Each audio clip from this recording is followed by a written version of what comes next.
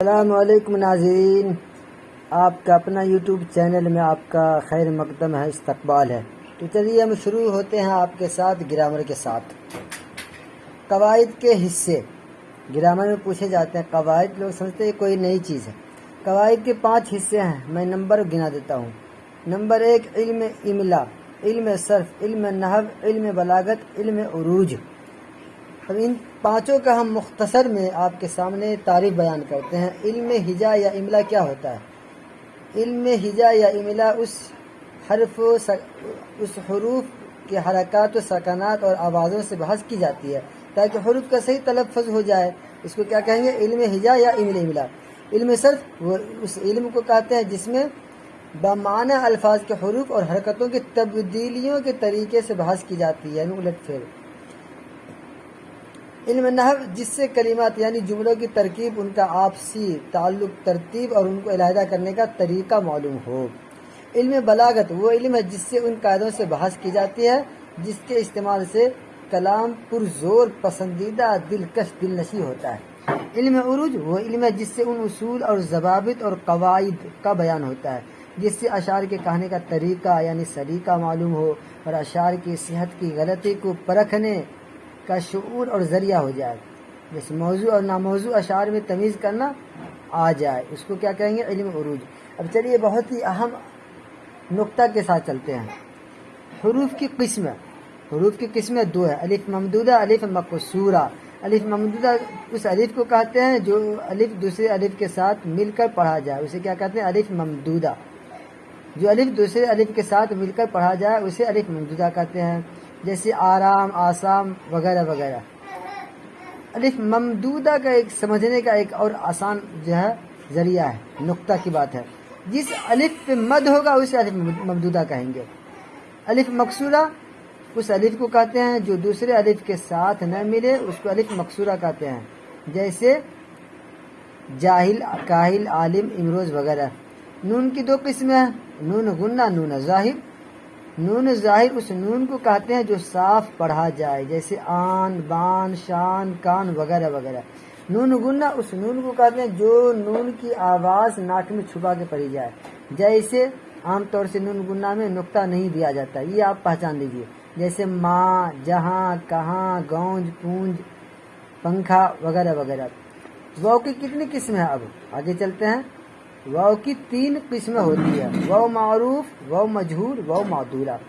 واو معروف وہ واو ہے جو کھینچ کر پڑھا جائے، معروف مطلب یہ بولتے ہیں معروف مجہول، اس واو معروف اس واو کو کہتے ہیں جو کھینچ کر پڑھا جائے، جیسے خوب، خوبصورت، دور، نور وغیرہ وغیرہ۔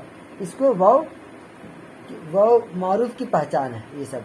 اور واو مجہول اس واو کو کہتے ہیں جو کھینچ کر نہ پڑھا جائے، جیسے شور، مور، تور، یہ کیا ہو گیا؟ واو مجہول کی مثالیں ہو گئی۔ واو معدولہ وہ واو ہے جو لکھا جائے مگر پڑھا نہ جائے، اس میں بہت ہی غلطی ہو جاتی ہے، جیسے خواب، خواہش، خواہ، درخواست۔ لکھنے میں کیا جائے گا؟ درخواست لکھا گیا ہے لیکن پڑھنے میں درخواست، تو اسی کو واو معدولہ اس واو کو کہتے ہیں جو لکھا جائے گا مگر پڑھا نہ جائے، خواب، خواہش، درخواست وغیرہ وغیرہ۔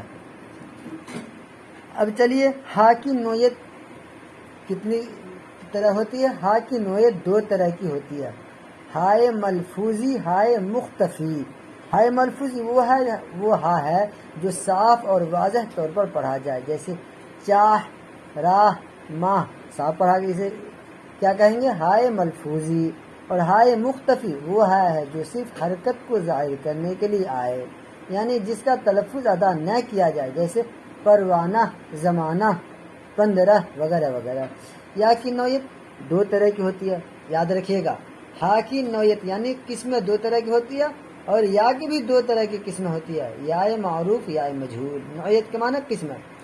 یا معروف وہ یا ہے جو کھینچ کر پڑھی جائے، جیسے امیر، غریب، دلیل، وکیل وغیرہ etc۔ یا مجہول وہ یا ہے جو کھینچ کر نہ پڑھی جائے، یاد رکھیے گا آپ، معروف مجہول۔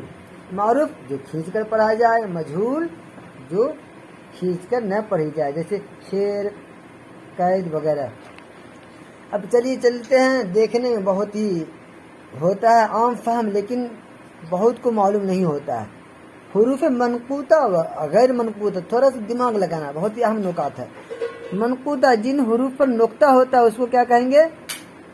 منقوطہ یا معجمہ کہتے ہیں۔ جیسے با، یہ کیا ہو گیا؟ پوچھا جائے آپ سے با کیا ہے، حروف منقوطہ ہے یا غیر منقوطہ ہے؟ تو آپ سے کہا جائے منقوطہ ہے۔ کیوں؟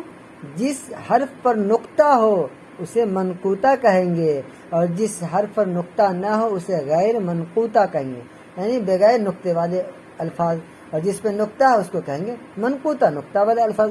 اور رہی بات معجمہ، تو جس پہ ایک سے ادھک یعنی زیادہ نقطہ ہو اسے معجمہ کہیں گے۔ جیسے شین، زاد ہو گیا صرف منقوطہ، اور شین ہو گیا معجمہ منقوطہ۔ تو غیر منقوطہ اور منقوطہ سمجھ میں آ گئی۔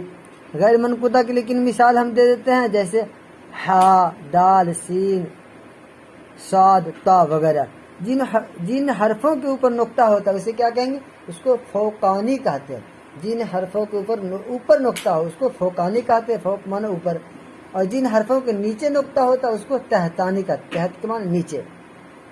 جن حرفوں پر ایک نقطہ ہو اس کو موحد کہتے ہیں۔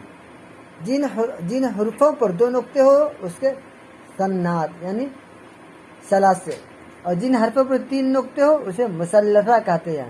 تو بہرکیف ٹیک کیئر، اللہ حافظ۔